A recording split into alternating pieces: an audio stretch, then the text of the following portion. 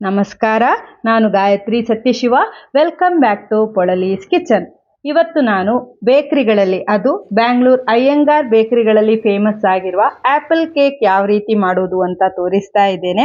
ನಿಮ್ಗೆ ಗೊತ್ತಾ, ಆ್ಯಪಲ್ ಅನ್ನು ಬಳಸದೇ ಮಾಡಿರುವ ಈ ಆ್ಯಪಲ್ ಕೇಕ್ ರೌಂಡ್ ಆಗಿ ಲಡ್ಡು ಶೇಪಲ್ಲಿರುತ್ತೆ ಅಂತ. ಇಂಟ್ರೆಸ್ಟಿಂಗ್ ಆಗಿದೆಯಲ್ವಾ? ಹಾಗಾದ್ರೆ ಬನ್ನಿ ರೆಸಿಪಿ ನೋಡೋಣ. ನಾನಿಲ್ಲಿ 5 ಬ್ರೆಡ್ ತಗೊಂಡಿದ್ದೇನೆ. ಯಾವುದೇ ವೆರೈಟಿ ಬ್ರೆಡ್ ಅನ್ನು ಆರಿಸ್ಬೋದು. ಬೇಕರಿಗಳಲ್ಲಿ ಮಾಡುವಾಗ ಕ್ರೀಮ್ ಕೇಕ್ ಅಥವಾ ಪ್ಲೇನ್ ಕೇಕ್ನಿಂದ ಮಾಡೋದು. ಬ್ರೆಡ್ಡಿನ ಬದಲಾಗಿ ಯಾವುದೇ ವೆರೈಟಿ ಕೇಕ್ನಿಂದ ಸಹ ನೀವು ಈ ರೆಸಿಪಿಯನ್ನು ಮಾಡ್ಬೋದು. ಬ್ರೆಡ್ ಅನ್ನು ಕಟ್ ಮಾಡಿಕೊಂಡು ಮಿಕ್ಸರ್ ಜಾರಿಗೆ ಹಾಕಿ ಸ್ವಲ್ಪ ತರಿ ಇರುವಂತೆ ನೋಡಿ ಈ ರೀತಿಯಲ್ಲಿ ಪುಡಿ ಮಾಡಬೇಕು. ಪುಡಿ ಮಾಡಿರುವ ಬ್ರೆಡ್ ಅನ್ನು ದೊಡ್ಡದಾಗಿರುವ ಮಿಕ್ಸಿಂಗ್ ಬೌಲಿಗೆ ಹಾಕಿ 3 ಟೇಬಲ್ ಚಮಚ ಡೆಸಿಕೇಟೆಡ್ ಕೋಕೋನಟ್ ಪೌಡರ್ ಹಾಕ್ತಾ ಇದ್ದೇನೆ. ನೀವು ಒಣ ಕೊಬ್ಬರಿಯ ಸಿಪ್ಪೆ ತೆಗೆದು ಬೆಳ್ಳಗಿನ ಪಾರ್ಟನ್ನು ಮಿಕ್ಸಿಯಲ್ಲಿ ಪೌಡರ್ ಮಾಡಿಯೂ ಸಹ ಸೇರಿಸ್ಬೋದು. 3 ಟೇಬಲ್ ಚಮಚ ಕೊಕೋ ಪೌಡರ್, 3 ಟೇಬಲ್ ಚಮಚ ಹಾಲಿನ ಪುಡಿ ಸೇರಿಸಿ ಚೆನ್ನಾಗಿ ಎಲ್ಲವನ್ನು ಮಿಕ್ಸ್ ಮಾಡ್ಕೋಬೇಕು. ಮಿಶ್ರಣವನ್ನು ರೆಡಿ ಮಾಡಿದ ನಂತರ ಬಾಣಲೆಗೆ ಅರ್ಧ ಕಪ್ ಸಕ್ಕರೆ ಹಾಕಿ, ಕೇಕ್ ತಗೊಂಡ್ರೆ ಸಿಹಿ ನೋಡಿ ಸಕ್ಕರೆಯನ್ನು ಅಡ್ಜಸ್ಟ್ ಮಾಡ್ಕೋಬೇಕು. 1/4 ಕಪ್ ನೀರು ಸೇರಿಸಿ ಸಕ್ಕರೆಯನ್ನು ಕರಗಿಸಿ ಸಕ್ಕರೆ ಸಿರಪ್ ತಯಾರಿಸಬೇಕು. ಇಲ್ಲಿ ಒಂದೆಳೆ ಪಾಕ ಮಾಡಬೇಕಾಗಿಲ್ಲ.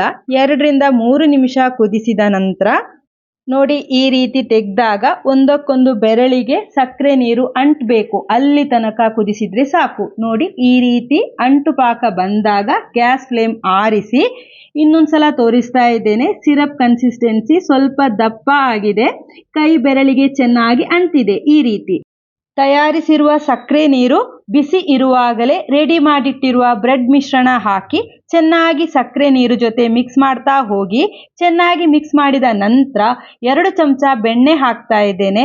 ಬ್ರೆಡ್ಡಿನ ಬದಲಾಗಿ ಒಂದು ವೇಳೆ ನೀವು ಕ್ರೀಮ್ ಕೇಕ್ ಬಳಸಿದ್ರೆ ಬೆಣ್ಣೆ ಹಾಕಬೇಕಾಗಿಲ್ಲ. ಕ್ರೀಮ್ ಕೇಕ್ನಲ್ಲೇ ಧಾರಾಳವಾಗಿ ಜಿಡ್ಡಿನಂಶ ಇರೋದ್ರಿಂದ ಮತ್ತೆ ಬೆಣ್ಣೆ ಸೇರಿಸುವ ಅವಶ್ಯಕತೆ ಇರೋದಿಲ್ಲ. ಬೆಣ್ಣೆ ಮಿಕ್ಸ್ ಮಾಡಿದ ನಂತರ ನೋಡಿ ಮಿಶ್ರಣ ಈ ರೀತಿಯಲ್ಲಿರುತ್ತೆ. ಇನ್ನು ಇದನ್ನು ಒಲೆ ಮೇಲೆ ಇಟ್ಟು ನಿಧಾನ ಉರಿಯಲ್ಲಿ 5 ನಿಮಿಷ ಕೈಯಾಡಿಸ್ತಾ ಇರಬೇಕು. ಬಿಸಿ ಆಗ್ತಾ ಬರ್ತಿದ್ದಂಗೆ ಮಿಶ್ರಣ ತಳ ಬಿಡ್ತಾ ಬರುತ್ತೆ. ಅಲ್ಲಿ ತನಕ ಕೈ ಬಿಡದೆ ಮೊಗಚ್ತಾ ಇರಿ. ಸಣ್ಣ ಉರಿಯಲ್ಲಿ 5 ನಿಮಿಷಗಳ ಕಾಲ ನಾನು ಕೈಯಾಡಿಸಿದ್ದೇನೆ.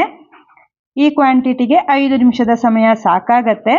ಪೂರ್ತಿಯಾಗಿ ತಳ ಬಿಟ್ಟು ಮಿಶ್ರಣ ಒಂದುಗೂಡಿ ಬಂದಾಗ ಗ್ಯಾಸ್ ಉರಿಯನ್ನು ಆರಿಸಿ ಬೇರೆ ಪ್ಲೇಟಿಗೆ ವರ್ಗಾಯಿಸೋದಾದ್ರೆ ವರ್ಗಾಯಿಸ್ಕೊಳ್ಳಿ. ಬಾಣಲೆಯಲ್ಲೇ ಇಟ್ಟಿದ್ರೆ ಮಧ್ಯದಲ್ಲಿ 1-2 ಸಲ ಮಿಕ್ಸ್ ಮಾಡ್ತಾ ಇರಬೇಕು.